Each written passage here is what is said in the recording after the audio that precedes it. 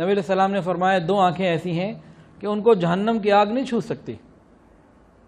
ایک وہ جو اللہ کی یاد میں تڑپ کے کبھی روئی ہو، خوف خدا سے روئی ہو.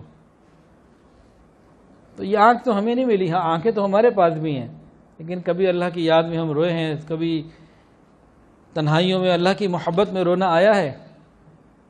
ہاں اور کوئی دنیا کا غم آیا تب تو آنکھوں میں آنسو نکلیں.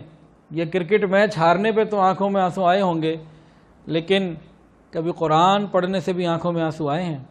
کبھی تنہائیوں میں اللہ کو پکارتے ہوئے آنکھوں میں آنسو آئے. یہ آنسو جب نکلتا ہے تو جہنم کے سمندروں کو بجھا دیا کرتا ہے. یاد رکھیں اللہ تعالیٰ کے ہاں اوپر آسمانوں میں انسان کی آنکھوں سے نکلنے والے اس پانی کی آنسو کی بڑی قدر ہے. کیوں؟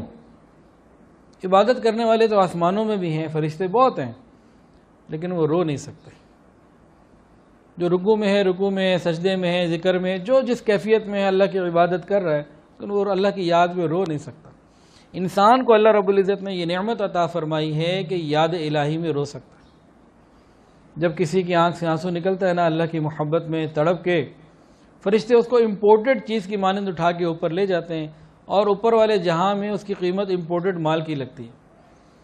دیکھیں یہاں کوئی چیز اگر دستیاب نہ ہو اور امپورٹ کرنی پڑتی ہو نا، اس کی قیمت بہت زیادہ ہوتی ہے.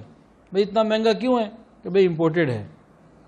تو بالکل اسی طرح آسمان سے اوپر جو دنیا ہے وہاں انسان کے جب آنسو پہنچتے ہیں تو امپورٹڈ مال کی بنیاد اس کو رکھی جاتی ہے، اور اللہ تعالیٰ بڑی قیمت لگا کے اس کو قبول فرما لیتا.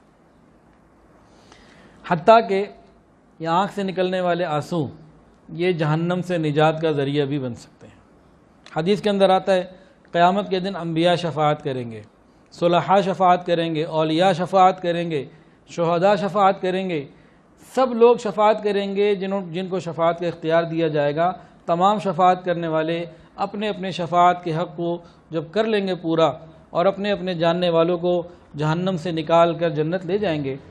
تو اس کے بعد آتا ہے کہ حدیث کے اندر آتا ہے کہ جہنم کے اندر ایک بندہ ہوگا، وہ پریشان ہوگا کہ میری شفاعت کرنے والا کوئی نہیں،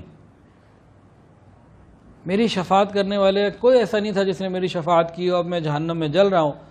تو اس کی پلکوں کی بال جو ہے نا، پلکوں میں جو بال ہیں یہ اللہ تعالیٰ سے شفاعت کرے گا. اللہ میں اس کی شفاعت کرتا ہوں، یہ تیرا بندہ ایک مرتبہ تیری محبت میں یا تیرے خوف سے رویا تھا، اتنا باریک سا آنسو نکلا تھا کہ یہ پلکوں کا میں بال بھیگ گیا تھا اس سے. اللہ میں شفاعت کرتا ہوں، یہ وہ بندہ ہے جو تیرے خوف سے یا تیری محبت سے رویا تھا. اللہ اس کی شفاعت کو، میری شفاعت کو قبول کر لیجئے. تو حدیث کے اندر آتا ہے اللہ تعالیٰ جبرائیل علیہ السلام کو بلائیں گے اور فرمائیں گے دیکھو پلکوں کے بال کی شفاعت کے اوپر میں نے اپنے اس بندے کو جہنم سے نکال دیا، نکال دو اس کو جہنم سے. تو رات کی تنہائیوں میں ہمارے پاس کوئی آنسوؤں کا ذخیرہ بھی ہونا چاہیے.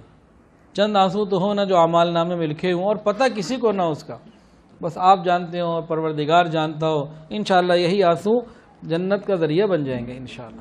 ویڈیو کے نیچے سبسکرائب کے بٹن پہ کلک کریں، بیل کے آئیکن پہ کلک کیجئے تاکہ ہر نئی ویڈیو کی نوٹیفیکیشن آپ کو مل جائے.